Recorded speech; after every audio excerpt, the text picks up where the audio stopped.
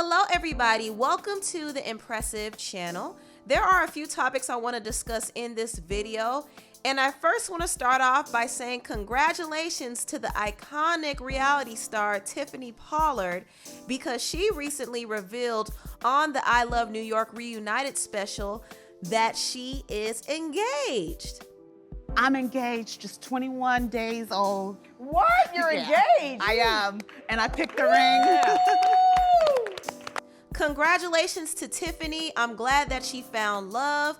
Also, I want to say congratulations to the singer and actress from the show Glee, Amber Riley. She recently got engaged as well, and she made this post on Instagram saying, "There was a time when I thought I didn't want or deserve this kind of love.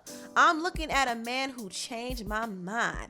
My time by myself, loving on myself, getting comfortable with myself, prepared me for you and prepared me for this. I am so proud to say I am future Miss Black. I love you, Deshaun Black, and I thank you for your patience, your friendship, and your partnership. What God has joined together, let no man separate. Hashtag happily engaged, hashtag engaged, hashtag Black love." Now, the interesting story behind Amber Riley's relationship is she actually revealed that she slid into her fiance's DMs, and that's how their relationship started. And now they're engaged to be married. So that's a very interesting story. So congratulations to Amber Riley and her fiance, Deshaun. They look really good together, don't they? Also, I want to say congratulations to the actress Gabrielle Sidibe, because she also got engaged. Gabrielle posted this on Instagram. "It's weird that people think we're already married, but I guess our hearts and intentions for each other are just that clear to see. My BFF proposed, and now I get to hold him forever. The funniest man I've ever met, the sweetest human to exist. Brandon made up a song for when I put my bonnet on at night.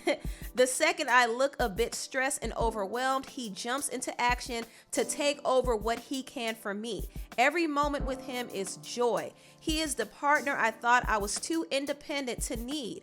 I've learned so much about myself through him, and I feel grateful and excited to learn more about the entire world with him by my side. My partner, my best friend, my cat's daddy, my man's, my heart, my fiance." That was so sweet. Congratulations to Gabrielle and her fiance, Brandon. I love hearing about all these engagement announcements. I think it's great. Now, I do want to move on and talk about another engaged couple, Jeezy and Jeannie Mai. Recently, Jeezy did an interview on The Morning Hustle, and he was asked about Jeannie's controversial comments on The Real about black men. Now, when Jeannie talked about her dating preferences, she said that she likes black men, but she likes her black men on the side, and she referred to them as dark meat. You dated black guys. Loved black guys. But for me, dark meat on the side, white keeps me mean and lean. You know, that's why I married white man. That's what I like. Now, during the time Jeannie made this comment, she was married to a white man. So I guess she felt the need to say this because she didn't want her white husband to be upset at the fact that she low-key preferred black men. But Jeannie's comment came out very wrong and very ignorant. And a lot of people kind of thought that she didn't think black men were worthy of marrying. She liked them as her side piece, while she liked her main man to be white. This is what a lot of people took from her comments. So these controversial comments have been following Jeannie for years now, and ever since she announced her relationship with Jeezy, her dark meat comment has often been brought up. And recently Jeezy was asked about it, and I thought his response was rather interesting. Did y'all ever talk about those comments that she made back in the day? I'm gonna tell you how real she is. Because you the entree now, FYI. We always an entree. But before we even started dating, we had that conversation. Really? You know First thing, when we really talked, she sat me down. She said, "Listen, it was something that I said, and it might have got taken out of context, and I want you to listen to it in its entirety." And I did. And I think you guys do journalism. Mm-hmm. You guys do. Hey, people can take what they want. You know what I'm saying? And I know her people. I know her family. I ain't never felt no sense of racism. She comes from the Bay. Right. You know what I'm saying? She eats That's chitlin. black culture. Right. Oh, yeah. Oh, She yeah. knows some real, like she knows E40 better than me. Like, you know what I'm saying? Like, come on, like, you know what I'm saying? So, you know, I just think sometimes like people look for things in people, but at the same time, you got to know I'm a good judge of character, and I'm not gonna do nothing that's gonna jeopardize my integrity. But she's so solid. That's one of the first conversations we had. That's And I was fire. like, you different. So that was Jeezy's response to Jeannie's dark meat comments. And I thought what Jeezy said was a little weird. Just because somebody is from the Bay and they eat chitlins and no E40 doesn't automatically mean that they're down with black people. But it is interesting to hear that Jeannie was the one who brought up those dark meat comments to Jeezy before they really started dating. And I know Jeannie regrets those comments because it did make her look a certain way. And I don't think Jeannie is at all racist in any way. I will admit there have been some times where she has made some tone-deaf comments. And I think her dark meat comment is probably the most ignorant comment she's ever made on The Real, but I don't think she's racist. And I think it's a good thing that she brought it up to Jeezy before getting serious with him, because she knew that had to be a conversation. She knew those comments were ignorant and embarrassing, and she didn't want him randomly finding out about it somewhere else. So she was the one who brought it up, and she explained herself. And she seems like she has learned from it and grown from it. Now on to the next topic. I want to talk about the rapper Mulatto, because recently Mulatto was called out for stealing hair from a hair vendor. Now there's a woman named Deborah who owns this hair company called Capelli Amore, and this hair company supplies lace fronts, wigs, bundles, etc. And a couple of years ago, Deborah actually reached out to Mulatto and sent her some hair, and Mulatto promised to promote the hair, but she never did. Now, mind you, the hair products that Deborah sent to Mulatto were very expensive, and some of these hair products can range up in the thousands. So Deborah sent these products to Mulatto hoping that she would promote it, and Mulatto agreed to do so, but she never did. So basically, Mulatto scammed her. And some days ago, Deborah decided to call Mulatto out on Twitter because she was tired of seeing Mulatto everywhere, knowing that Mulatto stole her hair. Now, Deborah said she has been trying to reach out to Mulatto for 2 years now. However, Mulatto has been ignoring her. And the whole situation has been very frustrating for Deborah, and she felt like the only way she could get Mulatto's attention is by calling her out, and that's exactly what she did. So what had happened was, I sent Mulatto hair 2 years ago.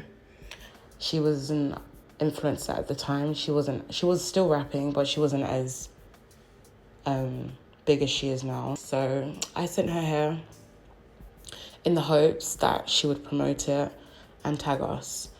And that was the agreement that we had. And I messaged her if she'd received it, and she told me she'd received it and that she would promote it once her stylist installs it. And I'm someone that when I send someone hair, I don't keep nudging them like, are you going to install it? When are you going to install it? I don't do that.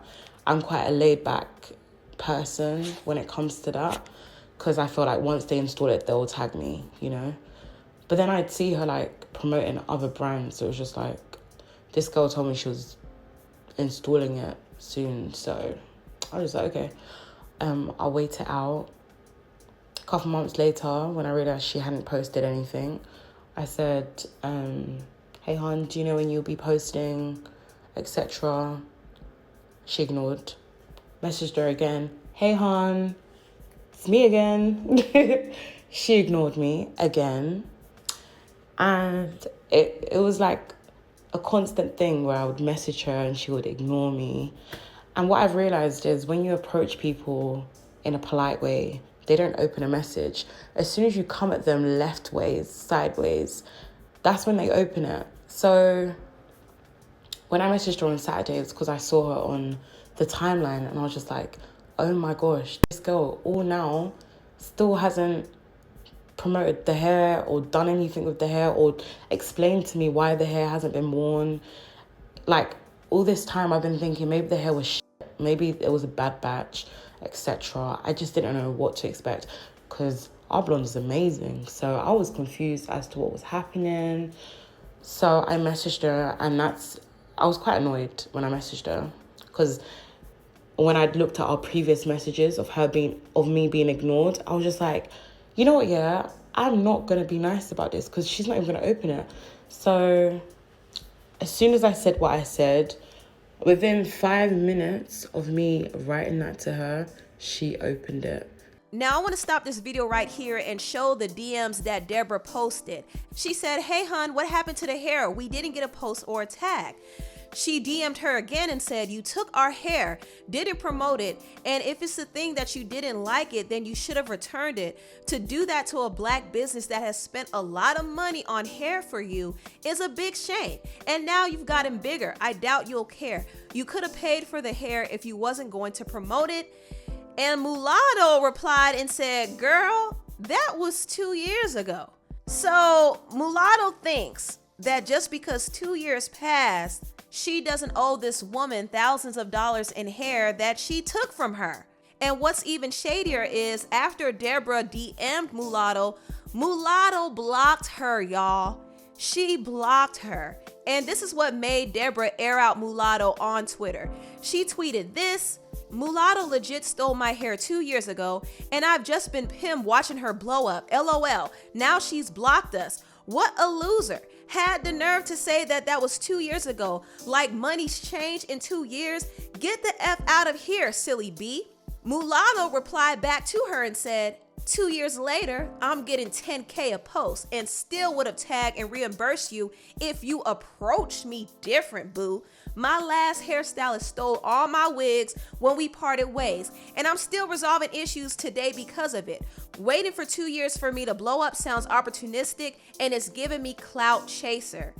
Now, can you believe this? All of this time passed, Mulatto has ignored this woman for 2 years. And the minute Deborah called her out, Mulatto wants to act stank and say, well, you should have approached me different. Huh?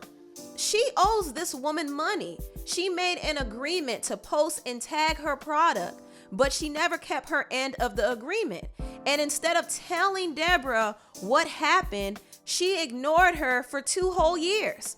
So I honestly think Mulatto needs to pay her money because she got the wigs for free but did not promote it. So since she didn't promote it, she has to pay her the money for those wigs. Those wigs were probably worth thousands of dollars, and I think Deborah has a right to call her out on it and demand her money. But Mulatto thought it was a joke. She was posting tweets mocking Deborah saying, snatching wigs, literally. She also said, still a wig for me, daddy. Some of Mulatto's fans didn't really appreciate the fact that she was making a joke out of it, and they called her out on it saying, why does she need to approach you differently? If you owe her money, then give her the money. The F? She said, I don't owe nobody money, sweetheart. Can you read or no? Someone else asked, did you even wear the hair though? She said, no, my last hairstylist stole all my wigs when we parted ways, and I still would have tagged or just paid for the stuff because it's out of both of our control. But approach is everything. You gonna get what you asking for every time with me. This is exactly why I just paid for all my hair now. So Mulatto was complaining about how she approached her, but let me get something straight.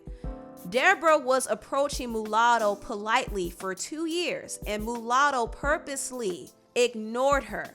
But the minute she demanded an explanation, Mulatto wants to act like she's the one being attacked. And that's so lame, and that speaks a lot about her character. I don't understand the entitlement and disrespect that some of these people have towards black business owners. It's absolutely terrible. And this is one of the reasons why I'm not that big of a fan of Mulatto. I think she has some talent, but I don't care for her personality at all. Anyway, tell me what you all think about this messy video down below. Please like, comment, and subscribe, and share this video if you care. Thank you so much for watching, and I'll see you next time. Bye.